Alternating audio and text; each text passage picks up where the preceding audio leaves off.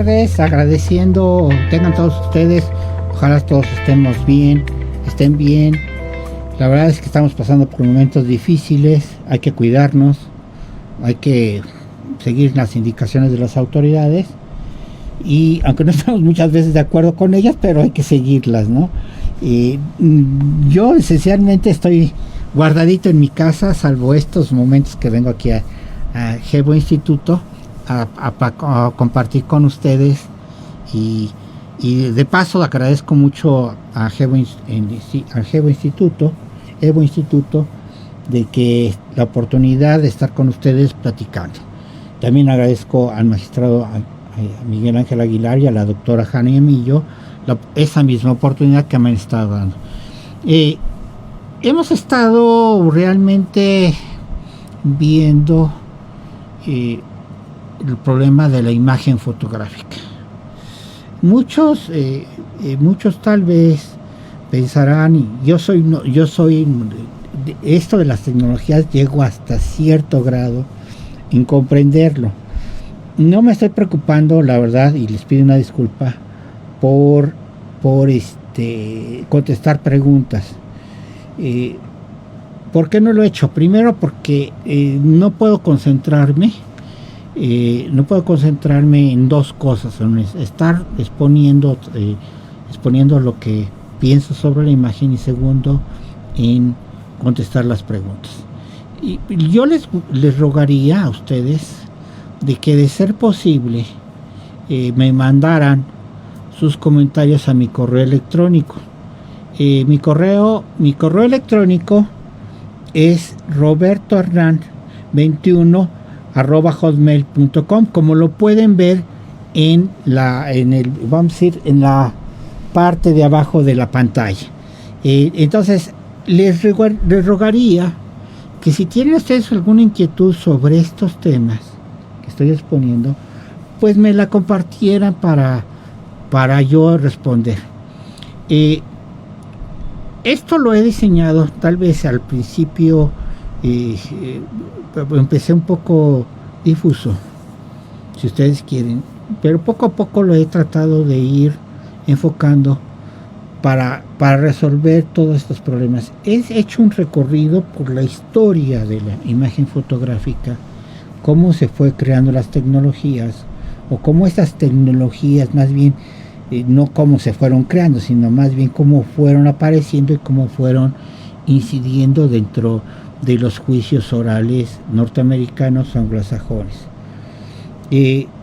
Esto porque planteó ciertas formas de incorporarlo, y también va a plantear ciertas dudas sobre cómo impugnarlos o cómo hacerles frente.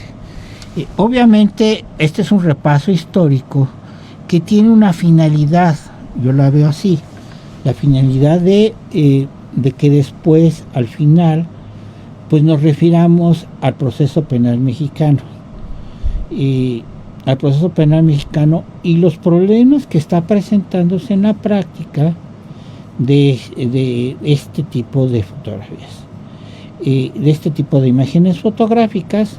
Yo sí creo y confieso que desafortunadamente en el tema de las imágenes, el proceso penal mexicano, imágenes fotográficas, y en términos generales de las imágenes, de pronto ha quedado realmente rebasado, y no desde el sistema tradicional, y más en este sistema ha quedado rebasado, y no ha existido verdaderamente una respuesta ni en la doctrina, ni en la práctica, ni en la legislación. Entonces, por eso he hecho un repaso sobre lo que ha acontecido en las cortes norteamericanas y los casos que se fueron presentando, porque incurrió en un debate y había muchas en juego. Nosotros vemos cómo la doctrina anglosajona, principalmente Wilmore, empezó a explicar las formas, a tratar de explicar las formas de incorporar la fotografía. Y yo decía que en un principio la fotografía fue tomada como, como decirle el testigo ideal. El testigo ideal, ¿por qué? porque era un testigo que no tenía, vamos a decir, problemas de percepción. Aparentemente no tenía problemas de percepción, no tenía problemas de memoria, no tenía problemas de comunicación y no tenía problemas de sesgo. Pero muy pronto se dieron cuenta que no era cierto eso, ¿no? Y empezó verdaderamente el litigio. O sea, entonces ya se cuestionó la fotografía como cualquier otro medio probatorio, como a cualquier otro medio o otra evidencia. Y entonces hubo verdaderos debates sobre las imágenes fotográficas. La primera respuesta hemos visto que es, para la forma de incorporarlo, es el testimonio pictórico. En cierta forma, lo que se hace es que el testigo pues describa lo visto, lo que aconteció, lo que vio por su conocimiento personal directo, y después se le presente la fotografía y diga que es una representación correcta, segura o fiel de lo que aconteció. Esa es, vamos a decir, la primera teoría que estableció. Y ahora nos va a tocar ver, hemos visto el problema que presentó las primeras imágenes fotográficas, cómo fue avanzando la fotografía, cómo de pronto surge una técnica de impresión de imagen fotográfica que empezó a cuestionarse mucho sobre esa posibilidad de que un testigo declarara lo que había visto y que dijera que esa imagen era una representación fiel, segura, correcta de lo que había presenciado. Y eso pues fue la primera técnica fotográfica que ya puso en duda mucho este tipo de circunstancias. Este tipo de teoría fue la de los rayos X. Y la segunda técnica que de pronto cuestionó mucho esta técnica o testimonio pictórico fue un aparato que se creó, lo apunté aquí porque se me va mucho el nombre, un aparato que fue utilizado principalmente en los bancos. ¿Cómo era utilizado? Era un aparato en el cual, cuando iba una persona a hacer una operación bancaria, tomaba una foto del sujeto que estaba en la ventanilla y de la operación bancaria que se realizaba. O sea, ligaba tanto al sujeto que estaba en la ventanilla con la operación que se estaba realizando. Y entonces tomó una foto y se registraba. Si nosotros vemos, entonces cuando se llegaban a presentar fraudes por expedición de cheques o de este tipo de cosas, falsificación de cheques o todo este tipo de delitos que pudieran ser con motivo de una operaciones bancarias y ligadas a un sujeto, de pronto realmente, pues, ¿qué era lo que tenía mayor poder de prueba? La memoria del testigo, la declaración del testigo, del cajero, que dijera que esa persona había, pues era medio dudoso, ¿no? Era medio dudoso que esto aconteciera. ¿Por qué? Porque realmente pues, podía uno cuestionarse de los cientos o miles de operaciones bancarias que realizaba un sujeto vamos a decir, que se realizaban frente a un cajero. ¿Cómo era posible que de pronto se acordara con esa nitidez que podía ser después manifestada en el juicio y se acordara en determinado momento en el juicio de algo que había pasado un año o 2 años tal vez anteriormente? Entonces realmente lo que daba mayor valor probatorio era la fidelidad o fiabilidad de ese instrumento que captaba el momento preciso, que acordaba el momento preciso entre la operación bancaria y el sujeto que se había presentado a la caja bancaria. Entonces ese fue realmente de pronto también un poco cuestionar esa teoría de incorporación y todo lo que acarreaba de que era que la credibilidad era del testigo y no de la prueba o de la imagen, pues entonces fue verdaderamente cuestionado. Y este aparato, bueno, vamos a decir, fue una de las cosas que empezó a verse como incorporar. Y lo que se utilizó propiamente fue lo que se conocía una técnica de litigación, o más bien una forma de incorporación de autenticación, no que se preveía que la práctica común fue establecida antes de la ley, antes de que existiera la ley. Era, vamos a decir, la incorporación por la confiabilidad del registro que se utilizaba, por ejemplo, en operaciones bancarias, contables de las empresas, de los comercios. O sea, establecer, vamos a decir, que el procedimiento era confiable y que por lo tanto las operaciones o los resultados de esas operaciones, pues se pedía tener confianza. No se traía a todos los que hacían registros, anotaciones en los libros contables. Entonces esto se adaptó y empezó. Claro, ya después empezó a crearse las leyes de evidencia, debido, vamos a decir, a unas inquietudes de los doctrinarios o de los académicos de Estados Unidos. Empezaron a crearse leyes de evidencia. Pero ya empezó a cuestionar, realmente no se tomaba, vamos a decir, no había un uso, vamos a decir, se hacía conforme a este procedimiento, pero no se habían dado cuenta. Es en los años 60 o 70 que empieza a ya hablarse de una doctrina o teoría del testigo silencioso. ¿Qué pasó? Y este es un cambio. O sea, realmente en la teoría del testimonio pictórico, el testigo está rindiendo un testimonio describiendo lo que aconteció y que fue captado por una cámara, ¿ok? Pero empezaron a haber circunstancias con el advenimiento de la cámara de video, que fue inventada como en 1900, ahorita les digo el dato, video, porque aquí lo tengo, ahorita de pronto se lo digo, fue inventada por un ruso en 1923, Kumich Soukinvi, y un irlandés, Logie Baer,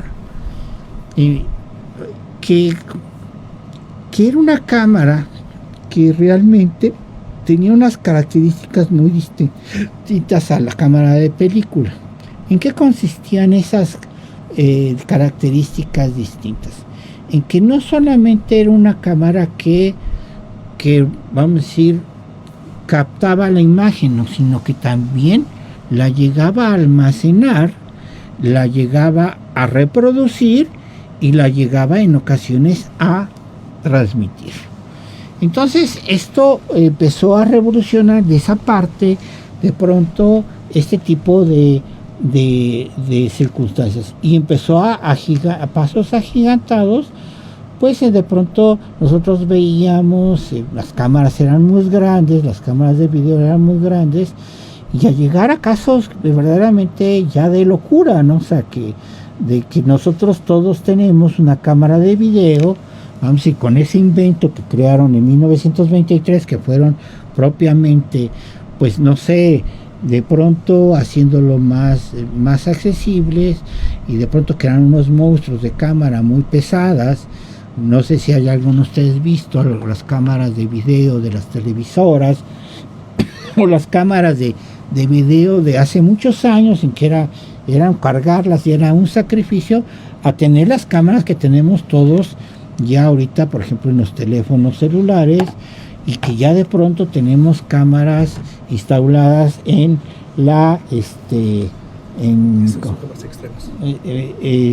ya tenemos, por ejemplo, cámaras en los teléfonos, o tenemos videocámaras instaladas en las casas, en lugares exteriores.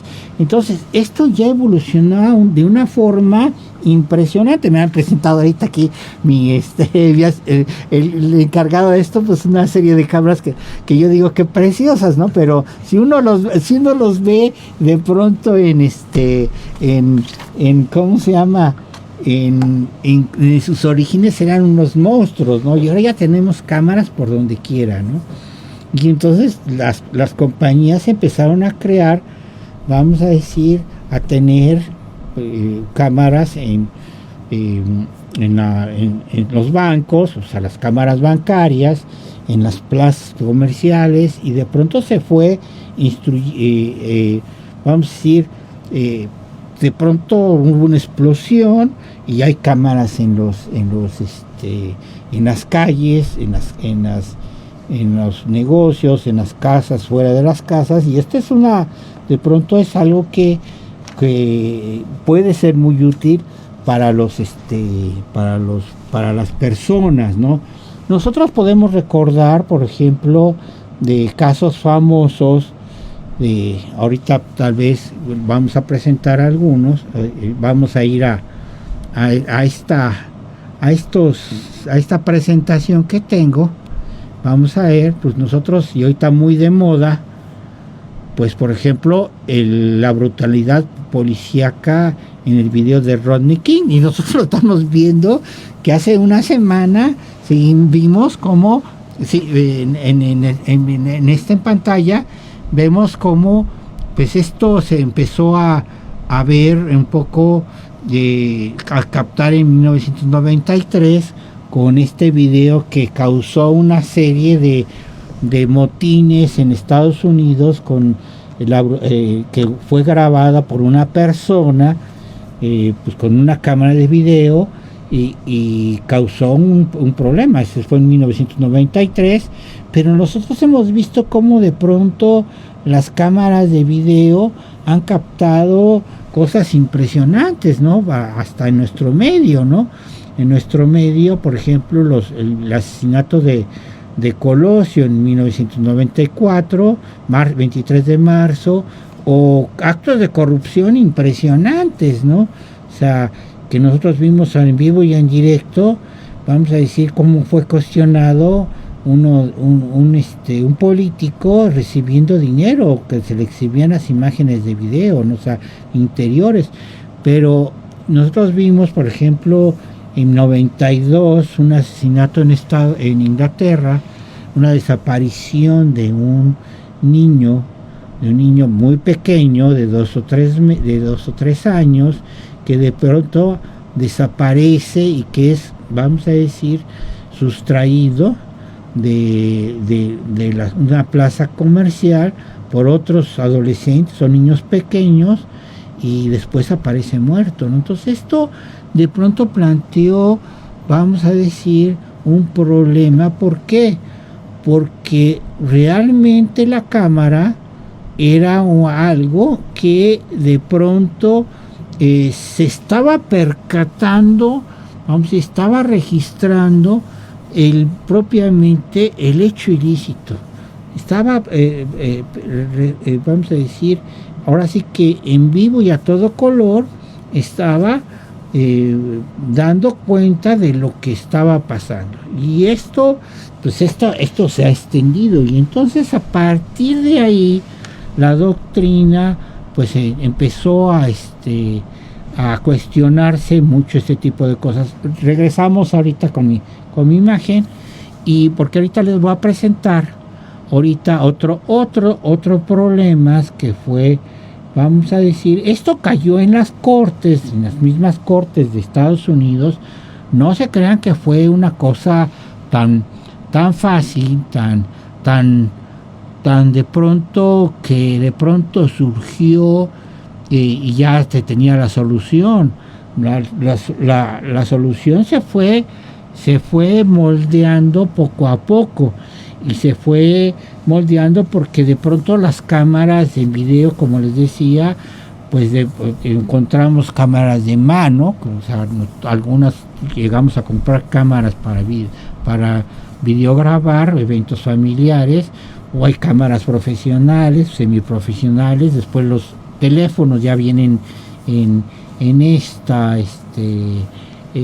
ya tienen los teléfonos inteligentes, ya vienen grabando videos y uno puede ver cuando empieza a acontecer algo que puede tener alguna consecuencia. Todos empiezan luego a sacar sus cámaras, y nosotros, por ejemplo, hemos visto en un caso que ahorita está muy vigente en Estados Unidos, que no sé cuáles van a ser las consecuencias, ocurrió en Minnesota, como de pronto la detención de una persona, Floyd, de pronto es grabada por varias, no solamente por cámaras de negociaciones, sino es grabada por gente que tiene a la mano teléfonos y está grabando esos eventos. Entonces, esto es una cosa muy reciente.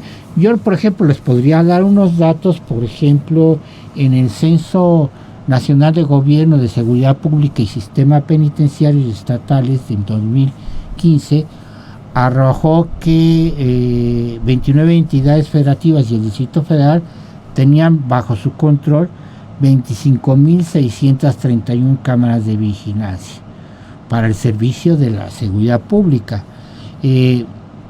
O sea, ha crecido. En 2012 había 11.112 cámaras. El 41% de esas cámaras se encuentran en la Ciudad de México. El siguiente es en el Estado de México. Y así, ¿no? Se van descendiendo. Yo creo que estos datos que de pronto fueron en 2015 se han incrementado, y no sé cuántas cámaras, pero yo fácilmente calculo que ya se han duplicado fácilmente. Y una de las cosas, pero no solamente vemos que existen cámaras de seguridad pública, sino cámaras que pudieran ser captarse de negociaciones particulares o de casas de domicilios particulares. Yo, por ejemplo, de pronto también les voy a confesar que esto se ha convertido en una especie de miles, tal vez miles de testigos silenciosos. Fíjense cómo cambia en esta teoría, cambia del testimonio de una persona que da testimonio pictórico, o sea, que va describiendo, a un testigo silencioso. O sea, ¿quién es el testigo silencioso? La cámara que está captando lo que está aconteciendo. Yo he visto, por ejemplo, hace como 4 años, vi que en un asunto de un homicidio, de pronto empezaron a captar imágenes de la persona que se había citado con una persona, con X personas que habían seguido esta persona, que era lo que había hecho, a partir de donde encontraron el cadáver, ¿no? O sea, encontraron el cadáver en el aeropuerto del Estado de México, en el estacionamiento del Estado de México, y entonces fueron, vamos a decir, detectando a través de las cámaras que estaban en ese estacionamiento quién había dejado el vehículo, cuál había sido sus rutas, qué era lo que seguía, pero se habían extendido a, vamos a decir, cómo había llegado ese vehículo, por qué vía había llegado, y hasta llegaron a poner cámaras de dónde había pasado ese vehículo, que se habían extraído a cámaras de los bancos, de los cajeros automáticos. Entonces, mucho se puede hacer, y esto, vamos a decir, yo lo vi en ese tiempo, no creo que fue de los primeros juicios en el Estado de México que se realizaron, si no es que ese fue el primer juicio, que fue un caos. Yo siento que fue un caos, o sea, un caos como se diligenció. Pues de pronto a mí me dio una idea y lo llegué a utilizar en un juicio en el 2000, no me acuerdo, en el 2017 creo, o 18, no me acuerdo, ya de pronto, en un asunto en el cual detienen a una persona, por supuestamente a 2 personas en una carretera de Mexicali a San Felipe, y de pronto lo detienen y lo achacan que trae un kilo de droga, ¿no? Sí, de pronto me resultaba, porque me decían ellos, es una fabricación. Entonces lo que en un inicio pretendimos era algo que estaba pasando, y que de pronto hay que tomar providencias, ¿no? O sea, tratamos de obtener las cámaras de seguridad de las calles y nos las negaron, nos dijeron que ya se habían borrado. O sea, no tuvimos acceso, pero inteligentemente el perito, o sea, David Fernández, ¿no?, se movió y obtuvo videos de cámaras de tiendas de negociaciones particulares, en las cuales realmente se quedaban. Obtuvo 7 videos y presentamos 7 videos en que se demostraba que la placa que supuestamente se demostraba que el vehículo traía la placa, que esto había sido una fabricación. Bueno, hasta tuvimos cámaras, videos de una negociación en la cual se ve segundos antes, o 1, 2, 3 minutos antes de que los detuvieran, en las cuales se ve como hay una persecución de camionetas sin logos de la Procuraduría, de camionetas extrañas, lo cual se echaba por tierra la supuesta fabricación de los testimonios. Y entonces esto se ha convertido verdaderamente, tanto para la defensa como para el Ministerio Público, en una lucha. Como es importante entonces saber cómo llevar a cabo este tipo de cosas, porque esos videos, por ejemplo, las cámaras de seguridad, seguramente, ya es una maña, te van a decir que ese video de ese lugar de los hechos no se encuentra, o que la cámara casualmente, así yo se los digo porque ya conocemos, casualmente ese video que está ahí, la cámara está enfocando otro lugar o está descompuesta. Y verdaderamente es una locura.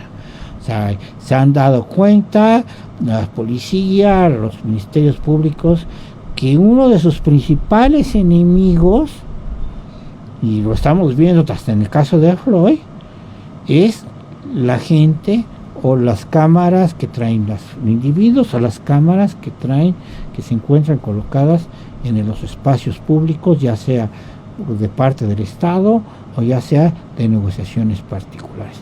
Entonces es para mí vital, de pronto se ha convertido en vital para el litigio de este tipo de circunstancias.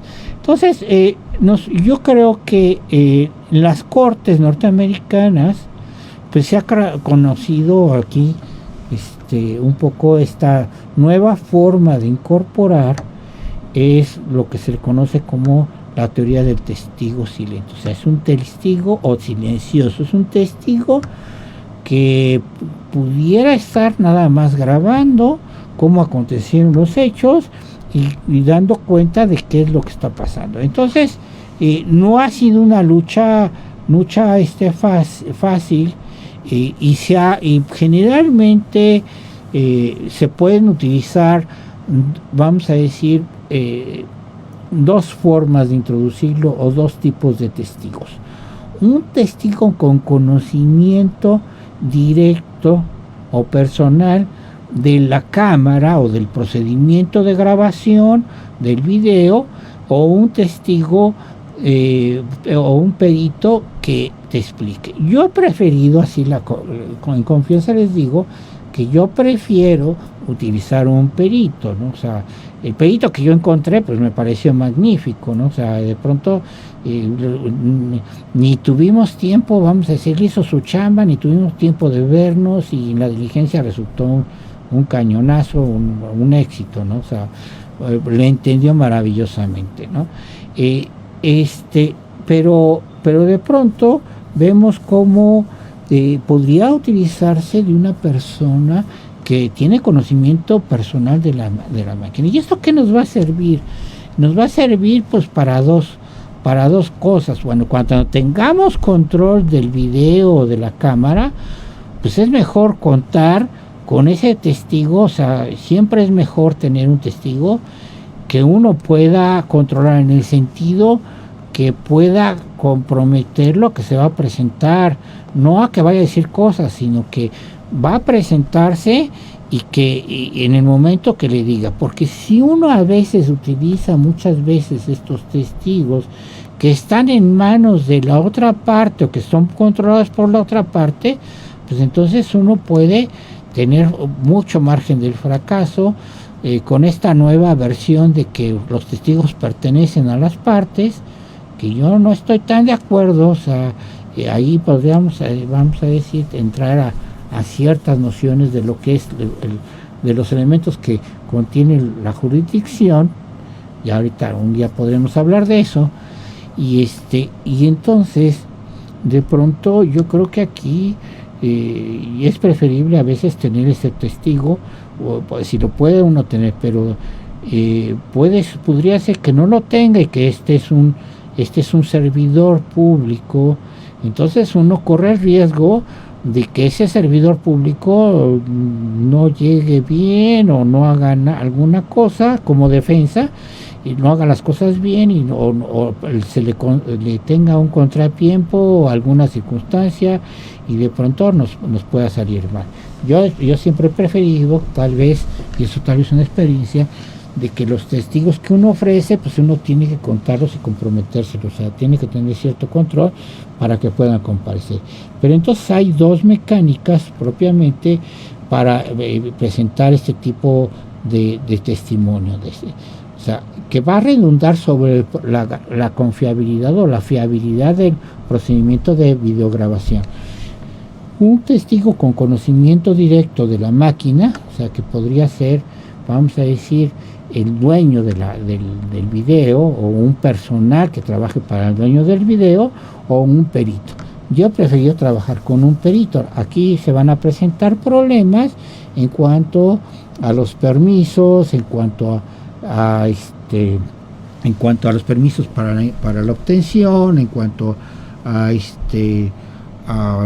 ¿cómo se llama? A la intimidad, todo ese tipo de circunstancias. Pero esos van a ser, voy a dejar un poco al margen todo ese tipo de problemas, porque si me siguen aguantando un poco, lo que quiero hacer después de terminar esto, que yo calculo que va a terminar estos videos, este problema en dos sesiones más. En una sesión próxima yo creo que la voy a utilizar para los videos generados por computadora y los problemática, y otra sesión espero dedicarla a los problemas de impugnación o de controversia sobre los videos, y al peso o fuerza probatoria sobre esto. Voy a tratar, pero después de esto, lo que creo que voy a tratar de abordar, a ver si no resulta mayor a mi capacidad, es un poco la cuarta enmienda y cómo ha influido en los problemas de exclusión probatoria. O sea, cómo se fue desarrollando en la doctrina. Entonces, estos problemas que aquí de pronto pudieran presentarse en estos videos de públicos y privados, en cuanto a invasiones, y sobre todo en el que voy a hablar al final, que es la videograbación por drones, los voy a dejar para clases, estos problemas, para un tema que podría yo abordar posteriormente a que termine esto, que serían las exclusiones probatorias, o la cuarta enmienda y todo el problema de las exclusiones probatorias, que creo que ahí tengo más material, aunque ya también es más, creo que a lo mejor me rebasa el tema. También te contaré con algún invitado o con varios invitados para ese tema, pero lo desarrollaré en base a la cuarta enmienda y cómo ha ido influyendo en las Cortes Interamericanas de Derechos Humanos, o en la Corte Europea de Derechos Humanos, en las legislaciones de otros estados, y hasta en la jurisprudencia de nuestra Corte, nuestra Suprema Corte de Justicia.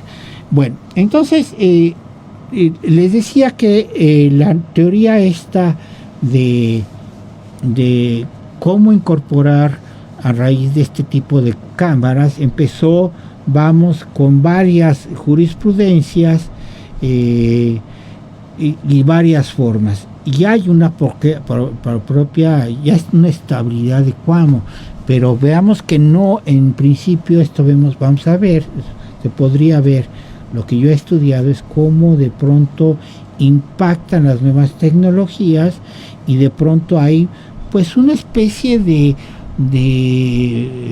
tratar de encontrarle la cuadratura al círculo, como existió en la fotografía, que lo vimos, y también cómo existió en lo que van a ser después las evidencias digitales o las ¿cómo se llama? Los correos electrónicos, todo esto, cuestión electrónica, las famosas técnicas de información y comunicación, videochat, todo ese tipo de circunstancias que estamos. Bueno, el primer intento fue que fueran incorporadas por un testimonio de un perito en materia fotográfica que declarara que esas imágenes no habían sido alteradas de ninguna forma ni habían sido construidas, o sea, que no eran falsas o vamos a decir, ese era un testimonio que acreditaba. Y hay resoluciones conforme Werner versus State 1979, State v. Molaski en 1984. Entonces había resoluciones que establecían esa forma de incorporar. Había también, vamos a decir, una idea de que un testimonio concerniente a la cadena custodia con respecto al video. De hecho, mucho en ese asunto, el problema es que lo que planteaban los ministerios públicos era que no había procedimiento de cadena de custodia, pero resultaba tan iba a decir tonto, o una palabra, tan tonto, porque era solamente el que tenía el video, el que lo había extraído y el que lo estaba presentando en ese momento al juzgado. Entonces, cuando no existe cadena de custodia cuando hay un solo eslabón, ¿no? O sea, es absurdo. Pero se sostuvo eso en State v. Duster en 1982, State versus Canon en 1988, principalmente. O sea, que era lo que hacía el policía, era el que había tenido en su resguardo, que había sacado el video y que era el que lo presentaba. Ese bastaba para presentarlo. Yo creo que ahí había más, porque acuérdense que de pronto, esto es lo que de pronto la gente no ha entendido y que dice mucho respecto de por qué, ahora sí que yo digo, soy muy coloquial a veces, ¿por qué tanto salto estando el suelo tan parejo?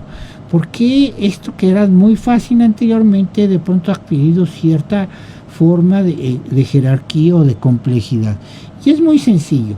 Acuérdense que detrás de esto hay un miedo a que lo que se exhiba en el juicio no sea falso y erróneo.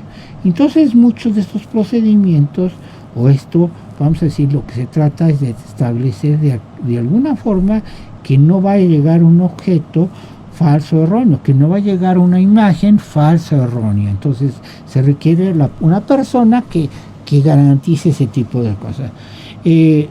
También ha habido otra técnica que es testimonio sobre el control y el uso de la videocámara junto con la prueba adecuada de validez del proceso de la videocinta. Aquí ya se va acercando un poco a lo que se está estableciendo. Esto se vio en un caso que es State v. Duster también, y otro que y se utiliza en una obra que es una obra muy fuerte de prueba de los hechos en Estados Unidos, que tiene un costo impresionante. Yo me he encontrado con libros que verdaderamente nunca me había imaginado que tuvieran esos costos y que pudieran ser adquiridos. También hubo un testimonio de que la prueba de video representada en el juicio era la misma como la que el testigo había inspeccionado inmediatamente después de que se grabara la cinta de video. O sea, se graba, el testigo ve la grabación y es el que va a decir lo mismo. Hay un poco ya un germen de lo que va a pasar. Ya después viene lo del registro electrónico. Entonces la teoría, ya la doctrina alemana, ya me quedé con lo del derecho penal, la doctrina del common law, de pronto ya empezó a establecer un poco una forma de utilizar lo que se llamó el testigo silente, o sea, un testigo que va a comparecer a la corte y que va a ser el que hable, y esencialmente es el que va esencialmente va a ser el que va a introducir esto. ¿Cómo se hace realmente? Primero podría ser un testigo con el conocimiento personal de la maquinaria que está grabando, o sea, de la videocámara o de este tipo de circunstancias. Pero, o sea, ya no va a requerir que el testigo haya visto los hechos que se grabaron, sino un conocimiento respecto del instrumento que sería la cámara. Pero también podría ser un testimonio o una pericial traducida a través de un perito. Yo siempre he preferido el perito, ¿no? O sea, para que pudiera responder este tipo de circunstancias. Vamos a ver un poco, vamos a decir, este tipo de circunstancias. Y miren, vamos a exhibirla en una especie en las láminas. Realmente el procedimiento es muy sencillo. La fundación es, si ustedes la pueden ver, no sé si ya las tengan en su pantalla, en esta exhibición, en esta presentación de PowerPoint, lo pueden ver como de pronto es muy sencilla. A ver, cámaras automáticas de vigilancia, fundación. Primero, ¿cómo funciona el sistema de cámara digital y está activado y se activa? Segundo, ¿cómo se recuperaron las imágenes? Tercero, ¿cómo se almacenaron las imágenes en una computadora, disco de DVD o memoria de USB? Y cuarto, que el proceso produce imágenes precisas. Entonces, aquí de pronto el proceso es muy simple. O sea, el interrogatorio es muy sencillo. Vamos a decir, es una persona, ya sea con conocimiento directo, o sea, un testigo, que sabe cómo funciona este tipo de cámaras. ¿Ok? Las preguntas son, vamos a decir, qué tipo de cámaras están, si ustedes quieren decir dónde está ubicada, entonces, esas cámaras, dónde se almacena, qué tipo de computadora se utiliza o qué tipo de sistema de cómputo se utiliza. Entonces, ¿cómo se recupera? Es como cada uno cada uno de nosotros, yo creo que ahorita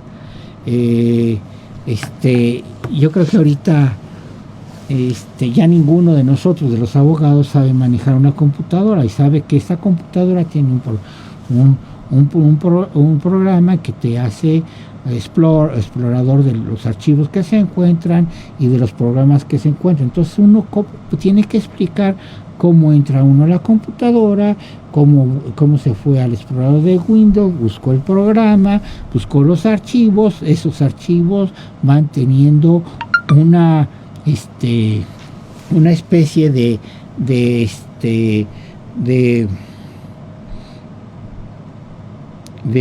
perdón, pero me están diciendo alguna cosa por teléfono mi hermana, y entonces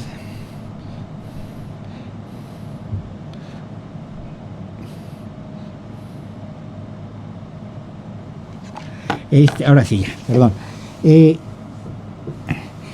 Entonces de pronto lo que uno hace es, hacer el procedimiento de cómo hace una copia, cómo localiza un archivo, ve que ese archivo sea correcto.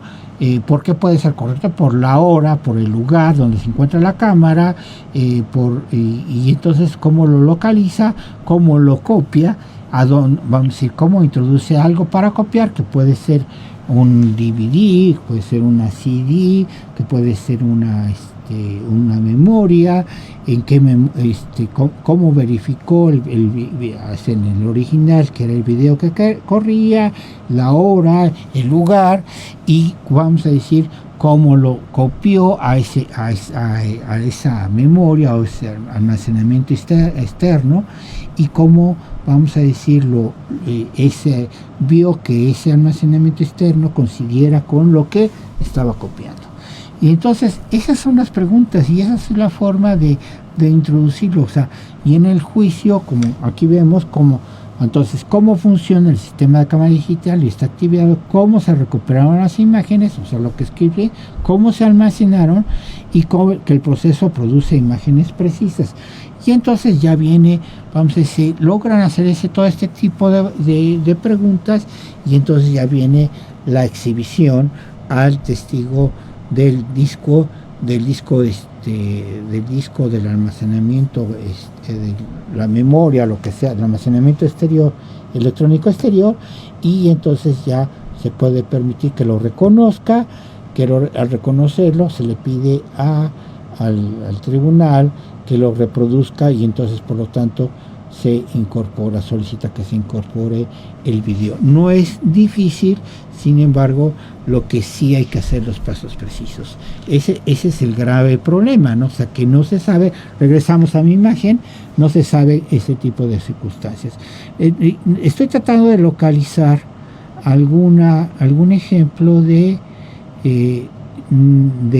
cámaras. No tengo de cámaras de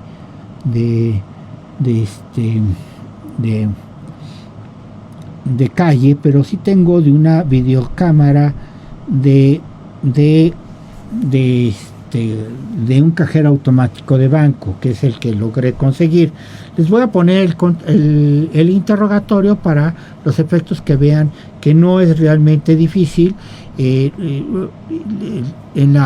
Vean ustedes su pantalla en este momento, para los efectos de que la vean. No sé si la tengan bueno, ok. Entonces, este es un ejemplo de una videocámara que se ubica en un cajero automático de un banco.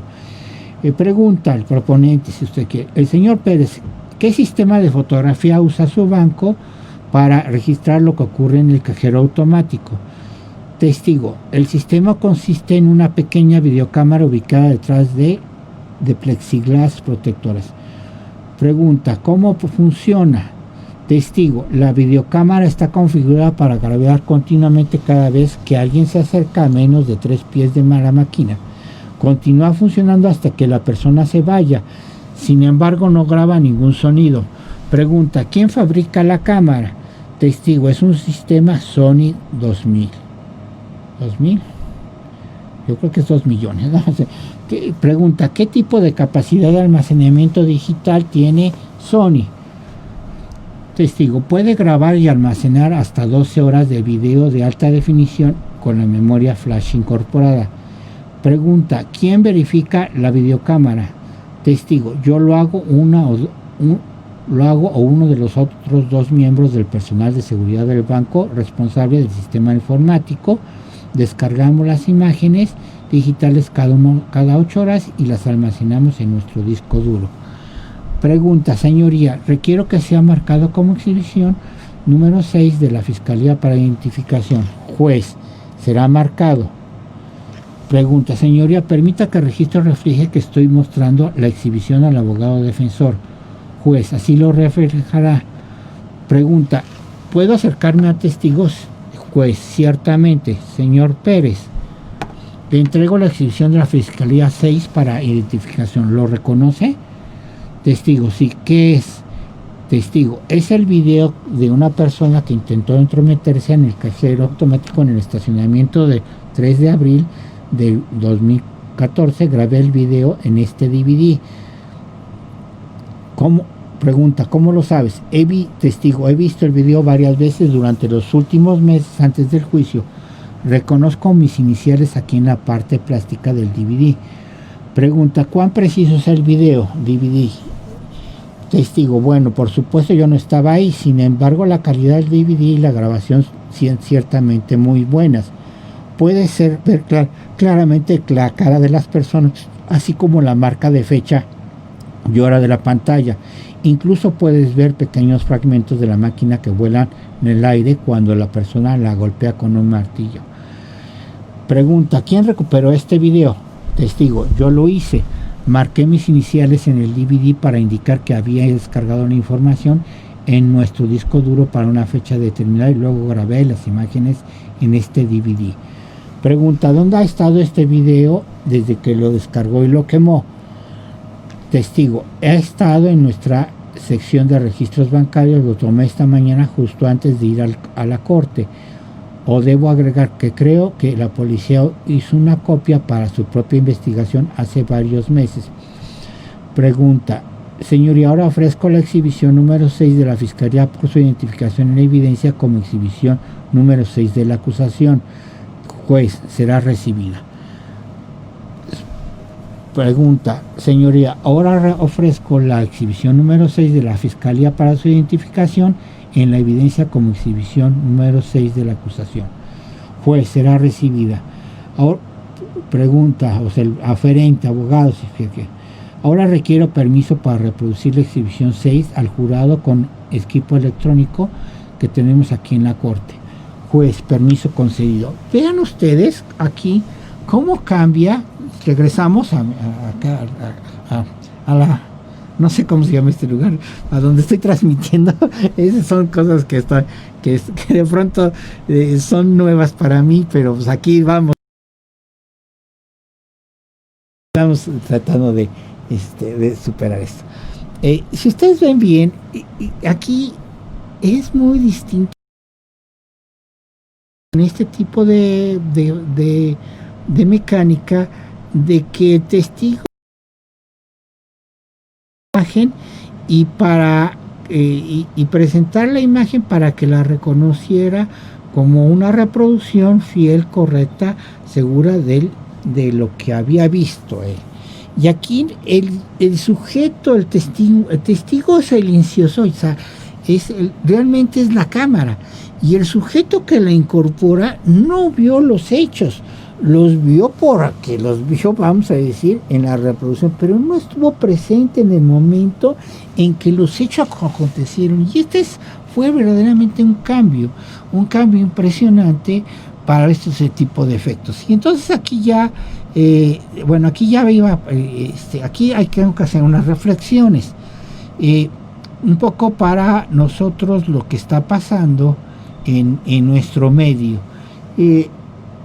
De pronto aquí esto nos empezó a llegar, este tipo de las cámaras empezó ya de pronto de unos 15 años o 16 años empezaron a verse las cámaras ya en las calles, y hubo una ley, o sea, hasta de una ley que regula el uso de tecnologías para la seguridad pública, que fue publicada el 27 de octubre de 2008, o sea, que unos meses propiamente después, pocos meses después de que se había publicado el 16 de junio del 2008 la idea de un nuevo proceso penal acusatorio que cambiaba normalmente. Obviamente lo que ahí se presentó, pues es que era, vamos a decir, no sé, los que redactaron esa idea, esa ley, no se dieron cuenta de lo que se venía, no la redactaron sino para resolver esos procesos que estaban todavía haciéndose en el sistema tradicional, y de pronto crearon un sistema que a mí de pronto me sorprende porque de pronto se considera como prueba plena, se le daba valor prueba plena y se le certifica, ¿no? O sea, Entonces se certifica conforme a su artículo 30. Se reconoce que la información obtenida de esas cámaras que se empezaban a poner o se estaban poniendo, estaban colocando en toda la ciudad, pues era un medio probatorio. Artículo 29, y después se cree que esa información se le dio las características de que era información pública, o sea, era un documento expedido por vamos a decir, una autenticación, ¿no? O sea, el artículo 30. Y aquí ya fueron presentados los problemas. Y aquí tiene también, en cierto modo, podría decirse que ya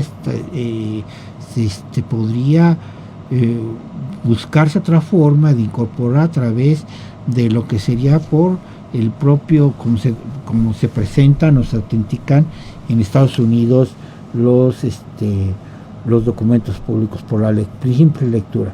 Pero aquí sí ya entramos a problemas que de pronto ni el mismo Código Nacional los vio. O sea, entramos a problemas de que, por ejemplo, cómo autenticar los documentos públicos, y que son temas que nadie ha sabido decir, porque la ley, nuestro Código Nacional, de pronto siguió, para mi gusto, un código bastante malo en cuestión probatoria, que fue el Código chileno, y no volteó a ver el Código colombiano, que era un poco más cercano a la ley de evidencia, trató de resolver un problema. O sea, para los chilenos, de pronto los problemas, lo vamos a ver, no había tales problemas, no había problemas en la prueba, y creyeron que regular esta forma de cómo se construía la prueba eran cuestiones de valoración, y se hicieron verdaderamente un problema impresionante que hemos visto. Yo veo todavía mucho, desgraciadamente, esto no se ha considerado, y ha sido verdaderamente problemas graves en la forma de diligenciación. Y entonces aquí tenemos una serie de formas. Bueno, entonces aquí yo creo que de pronto aquí pudiera ser, conforme está diseñado esta ley famosa, pudiera hacerlo hasta por como si fuera documental pública, incorporada documental pública. Yo creo que aquí de pronto yo no lo haría, yo lo preferiría hacerlo a través de una persona. Ahora, aquí el problema que se ha tenido es que por lo general es un empleado de la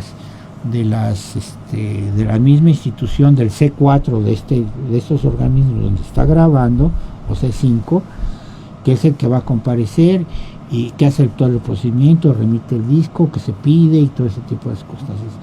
Para mí es verdaderamente, yo creo que aquí sí es muy problemático, o sea, como defensor, porque está uno sujeto vamos a decir, si está peleando con la policía o tiene un asunto de gravedad, se está uno peleando con el mismo cocinero, o sea, y aquí sí creo que es muy fácil, y yo he visto en casos que se me han negado videos que yo sé que está ahí la cámara ahí enfrente de los hechos, y que es muy fácil que la cámara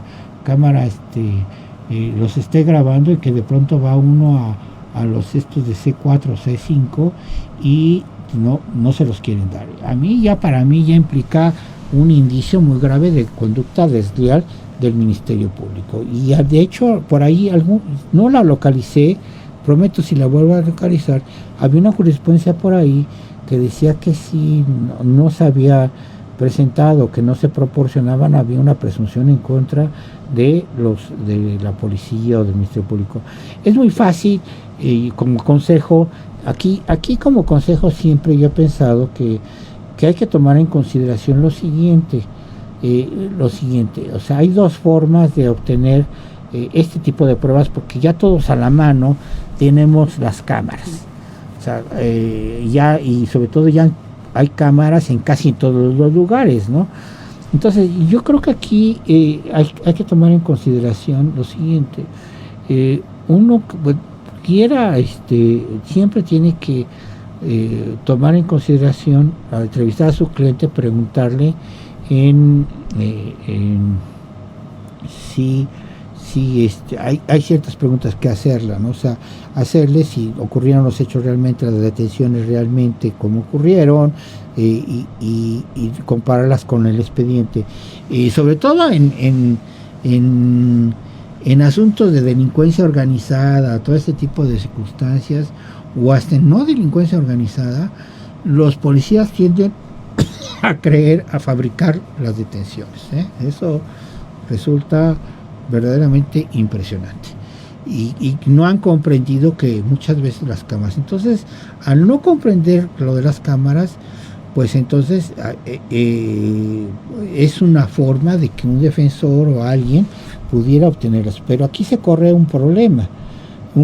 Primero, que le pide uno las cámaras, o sea, los videos, a quien está haciendo la conducta indebida, ¿no? Entonces, eso me parece muy grave. Pero tan segundo, que el tiempo de almacenaje es muy pequeño, o sea, el espacio que ocupa una imagen de video es muy grande. Entonces, los mismos programas están diseñados en las computadoras que están, o de estas cámaras que están grabando, para vamos a decir, para almacenar hasta cierto tiempo. Y en las cámaras, por ejemplo, yo he visto que en cámaras particulares de negociaciones puede durar una semana, y entonces en esa semana se empiezan a borrar. ¿Qué es lo que significa esto?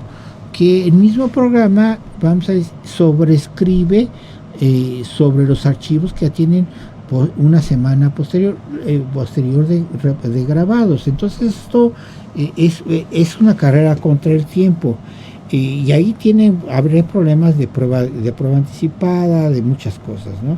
Y yo lo que aconsejo siempre es tener, vamos a decir, unos instrumentos para los efectos, tener un perito a la mano, que eso es fundamental, y de pronto tratar de obtenerlo directamente. Yo no lo he intentado, pero yo pienso, cuando tengo un asunto, tratar de que mi perito sea que vaya a la cámara del gobierno, de los gobiernos, ¿no? Porque yo creo que aquí lo que hay es verdaderamente un grave problema de que se están, vamos a decir, alterando los videos, se están descomponiendo las máquinas. Cuando sabe la policía que hizo las cosas mal, entonces están alterando, y entonces hay que tener cuidado, ¿no?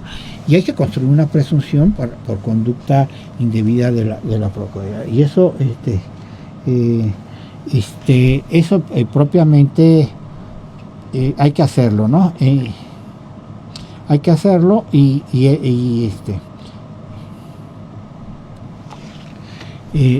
hay que hacerlo, y hay que hacerlo rápido. Bueno, esto, habría que hablar muchas cosas más sobre esto, las cuestiones de video, pero esto es lo que quisiera comentar. No se ha entendido. Yo he visto que muchas veces he visto casos en los cuales se está incorporando por un testigo que está viendo la pantalla, o sea, que está viendo el video días posteriores, o sea, que no es un testimonio de testigo directo. Eso me parece que es un testimonio de referencia, y no debía de ser, no está garantizando nada, O sea, yo creo que aquí, o sea, no se utiliza ni siquiera un testigo que estuvo en el momento de los hechos y que cuando se grabó, ni en un testigo que fue el que extrajo el video. O sea, que es las dos formas de establecer, y eso me parece muy grave. Porque no se está entendiendo que lo que se está procurando es que ese video no sea falso ni erróneo. Después vamos a ver cómo se pueden atacar. Otra cosa que pudiera, ya lo dije, pudiera tener es el problema de que hay el margen para obtener los videos es muy pequeño, vamos a decir, cuando te están planteando asuntos que ya pasó mucho tiempo, o sea, un mes y medio, lo más seguro es que no vas a encontrar ningún video, a pesar de que hayan hecho lo que hayan hecho. Otra cosa que ya la policía se está dando cuenta de la importancia de los videos cuando se es inteligente, cuando hay policías inteligentes, y lo que están haciendo es tratando de ubicar las detenciones, las aprehensiones en lugares donde no hay videos. Hay que recordar una cosa que no se han visto ellos. Para llegar a esos lugares hay un camino, ¿ok? Entonces hay que ubicar los caminos por donde llegaron y obtener los videos de los caminos que llegaron y los caminos, cómo llegaron y cómo se fueron. Y eso es verdaderamente una forma de pararnos, las horas, y eso va a hacer caer ese discurso. Ahora, es triste decirlo, porque yo digo que a veces hay policías honrados, eso sí, no lo niego, pero ni en Estados Unidos, estamos viendo claramente con el caso de Floyd ahorita, que la policía a veces hace cada cosa. Pero yo sí siento que siempre que me refiero a la policía, me gustaría no decir esta frase, o sea, que yo la leí en un norteamericano. La policía es una eterna caja de Pandora. O sea, verdaderamente muchas veces están pensando la forma en las cuales pueden hacer una cosa indebida, ¿no? O sea, es impresionante.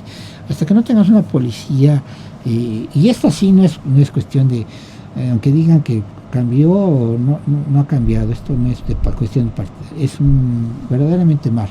Bueno, el último tema que quiero meter en esta circunstancia, en este momento, es algo que de pronto no lo había visto que lo tenía. Y este es uno que de pronto yo dije, Chihuahua, esto existe, está pasando, y ya lo vi como juguete, y hasta un amigo me estaba diciendo el otro día, hace como una semana, y hasta cuando tengo un cliente que se dedica precisamente a los drones, y me estaba hace como 2 meses me estaba explicando qué era lo que hacía, los drones, y hasta de ¿cómo se llama? De cuestión de ¿cómo se llama esto? Cuando en los campos que les echan ya se me olvidó. O sea, cuando para los gérmenes o todo ese tipo, yo soy muy malo para cuestiones de agricultura, ¿no? O sea, eso, perdón por ese tipo. Entonces ya hay drones para hacer esto, fertilizantes o quitar plagas, ¿no? Y entonces que ya no se van a usar los aviones como antes se veía, que se echaban todo el pesticida o todo esto para cuidar de plagas los sembradíos. Ya hay drones que van haciendo focalizados para hacer este tipo de funciones, y cámaras, ¿no? O sea, y hablaba con un amigo que tiene un dron, de las cámaras, de lo padre que se me mandó un video, y dice que a todo lugar se ve. Pero entonces, de pronto, no hay que ponernos a pensar, y eso es lo que a mí me llamó la atención, de que pudiera ser que los drones existieran. Miren, vamos a ver este video que voy ahorita a poner, que lo voy a poner, y hasta dónde quedan de pronto que pudiéramos utilizar un dron para captar ciertos hechos. No sé si ustedes recuerdan, yo creo que no sé qué pasó. A ver, ahorita lo corrijo, déjenme corregirlo, porque aquí cuestiones técnicas de las cuales a veces no soy tan bueno, me están pasando en este momento, ¿no? A ver, quiero salirme de esta pantalla.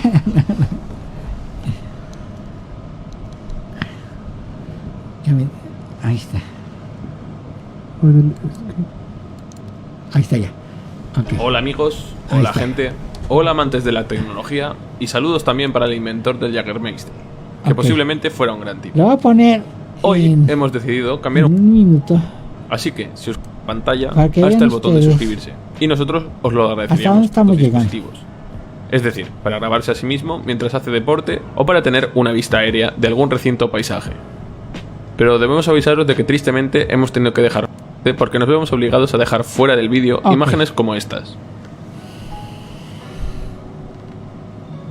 Una verdadera lástima. A ver, pero bueno, vamos ya con la intro. Está todo, ¿no? Bien, pues gente maja de internet, vamos a empezar ya a hablar de los drones, empezando por el más barato de la lista, el Iching E58, que se puede encontrar por debajo de los 100 euros en Amazon.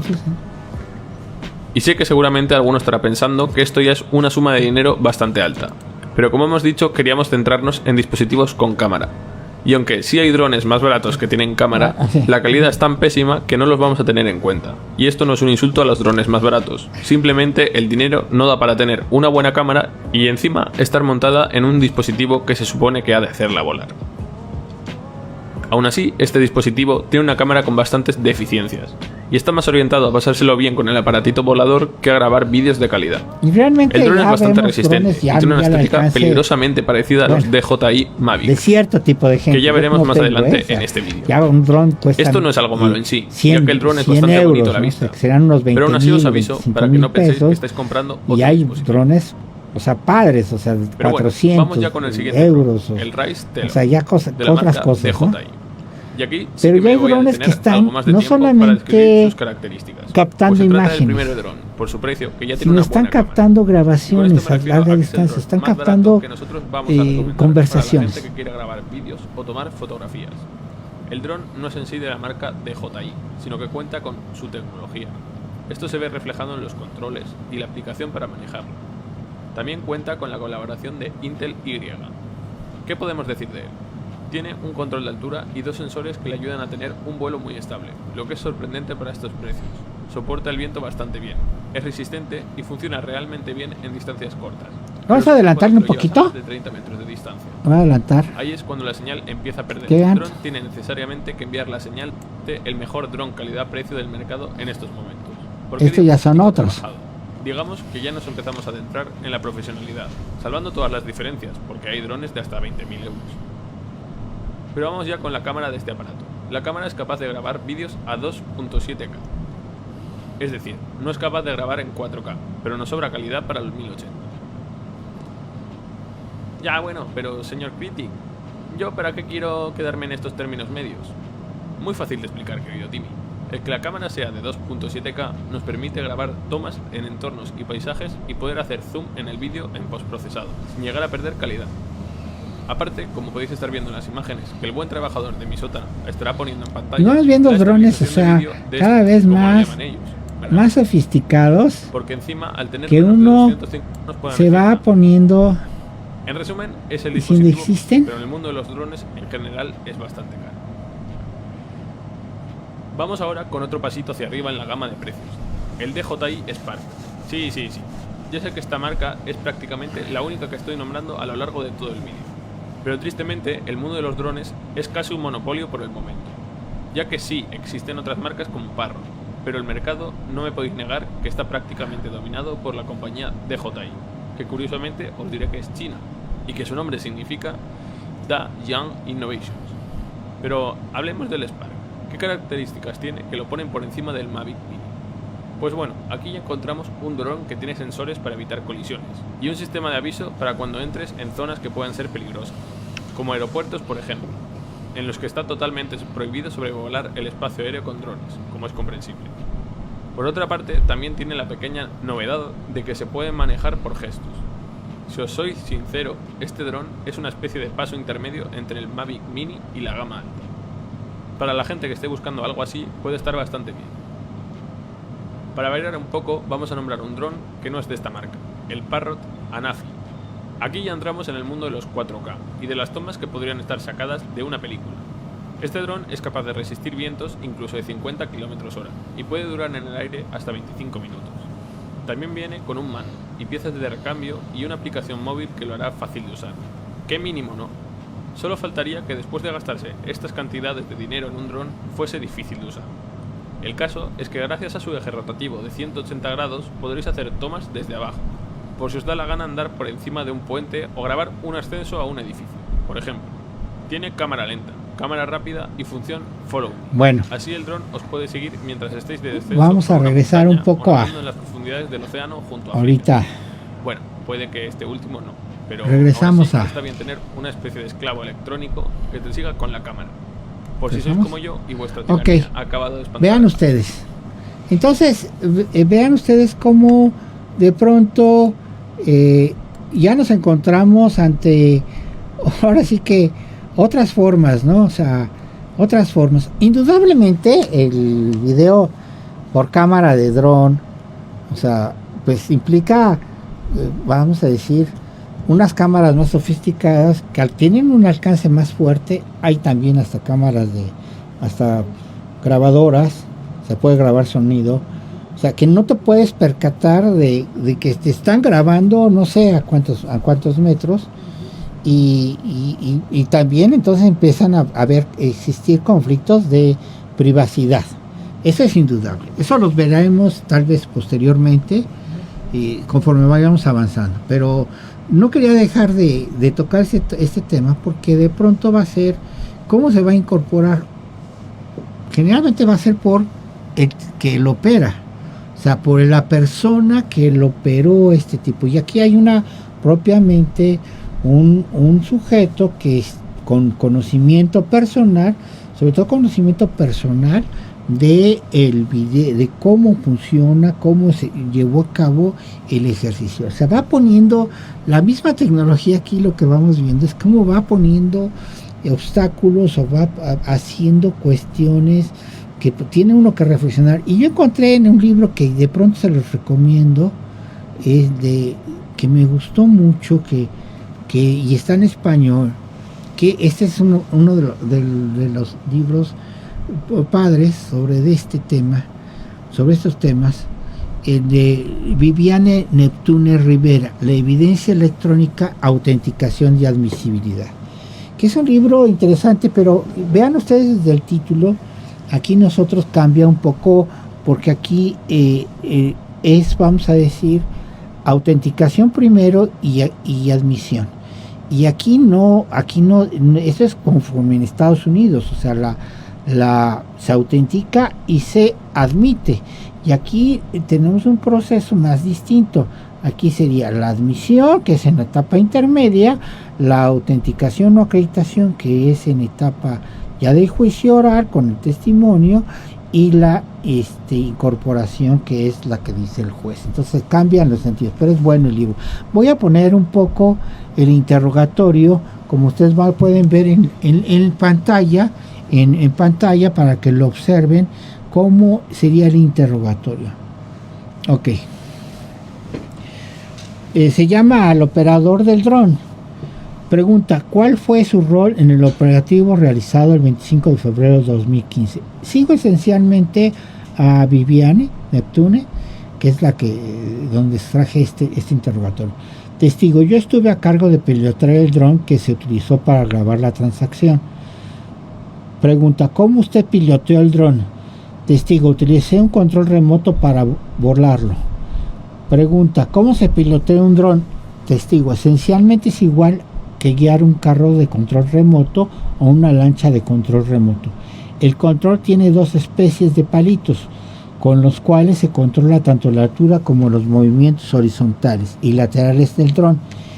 El control también tiene botones para el uso de cámara y luz. ¿Por qué usted dice que usted utilizó un dron para grabar la transacción? Testigo: porque el dron utilizado estaba equipado con una cámara de alta resolución que nos permitía grabar lo que el dron veía desde miles de pies de altura. Pregunta: ¿cómo usted se aseguró que ese dron estuviera grabando apropiadamente? Testigo: los drones son probados todas las semanas para asegurarnos que estén volando adecuadamente y que sus cámaras estén grabados adecuadamente. Además, la bombilla de control correspondiente al funcionamiento de la cámara se mantuvo en todo momento encendida. Pregunta: ¿cuándo fue la última vez que probó el funcionamiento del dron que utilizó el 25 de febrero del 2015? Testigo: yo mismo lo había probado 2 días antes. Pregunta: ¿qué hizo con el dron una vez que los aquí acusados fueron puestos bajo arresto? Testigo: lo volé a tierra firme, lo apagué y lo guardé para llevarme a las oficinas de... ¿Dónde está ubicado?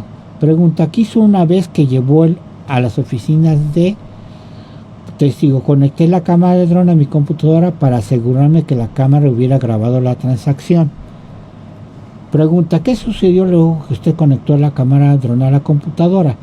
Testigo: bajé el archivo correspondiente a la fecha del 25 de febrero del 2015 de la cámara a la computadora. Pregunta: ¿cuántas grabaciones hicieron con el dron del 25 de febrero del 2015? Testigo: solo una, la que yo realicé en tal lugar. Pregunta, ¿qué hizo una vez que bajó los archivos del video del dron a la computadora? Testigo, grabé el video con un CD al cual le coloqué mis iniciales, la fecha el 25 de febrero del 2015, el nombre del lugar donde se realizó el operativo, X. Pregunta, ¿qué hizo con el dron una vez que usted grabó el video recopilado en el CD? Testigo, lo desconecté y lo puse a cargar en el hangar de drones. Pregunta, se solicita a este honorable tribunal que marque el siguiente disco como identificación número 1 del Ministerio Público. Juez, se marca como identificación número 1. Pregunta, proponente, que conste que para el registro que se le está mostrando la identificación número 1 a la defensa. Juez, así constará. Pregunta, permiso para acercarme a testigo. Juez, usted lo tiene. Pregunta, testigo, le hago entrega de la identificación número 1 del Ministerio Público. ¿Qué es? Testigo, es el CD, aquí debe de ser CD, donde grabé el operativo del 25 de febrero de 2015 realizado en tal lugar. Pregunta, ¿cómo usted lo reconoce? Testigo, porque tiene mis iniciales además de fecha y lugar del operativo. Igualmente surge del disco que fue grabado por el dron número 5, el cual yo piloté para esa fecha. Pregunta, ¿cómo usted compara este disco con el cual lo utilizó para grabar el video de la transacción de droga que tuvo lugar el 25 de febrero del 2015? Testigo, es el mismo. ¿Cómo usted puede asegurar que el video grabado en este disco representa fiel exactamente aquel grabado con el dron durante el operativo del 25 de febrero del 2015 en tal lugar? Testigo, como lo indiqué anteriormente, el dron fue probado 2 días antes del operativo y funcionaba correctamente tanto su vuelo como su cámara. El dron fue utilizado exitosamente cuando el operativo voló adecuadamente, la bombilla de la cámara estuvo encendida en todo momento y el dron fue volado de vuelta hacia mí sin problema alguno. Yo mismo conecté la cámara del dron a la computadora para extraer los archivos y el archivo extraído y grabado en ese CD fue el único archivo producido por ese dron en ese día. Además, yo mismo abrí el archivo una vez que lo bajé a la computadora para asegurarme que en efecto hubiera una grabación. Preguntas, probablemente solicitamos este honorable tribunal que marque el disco marcado con la identificación número del Ministerio Público como exhibición número 1. Juez, se marca como exhibición número 1. Pregunta, solicitamos en este momento al alguacil que reproduzca el video contenido en el disco marcado con el exhibición número 1 del Ministerio Público para inspección del juzgador.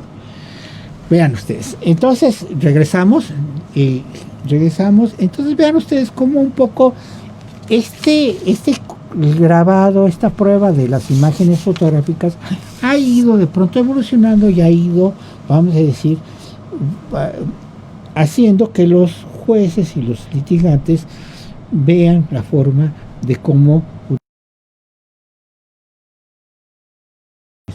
Y bueno, ya quisiera despedirme, no sin antes invitarlos para lo que se va a celebrar, que viene patrocinado por el Instituto GEVO, Instituto y CEDAPAL, Centro de Estudios de Derecho Penal y Procesal Penal Latinoamericano. Viene el profesor Kai Ambros, que es una autoridad en el derecho penal y procesal penal alemán y de comparado. Están invitados, ha sido juez en tribunales especiales. Bueno, tiene unos estudios impresionantes y vienen temas muy interesantes. Ya les decía anteriormente que viene para cuestiones históricas, cuestiones de expansión y cuestiones de derechos humanos y de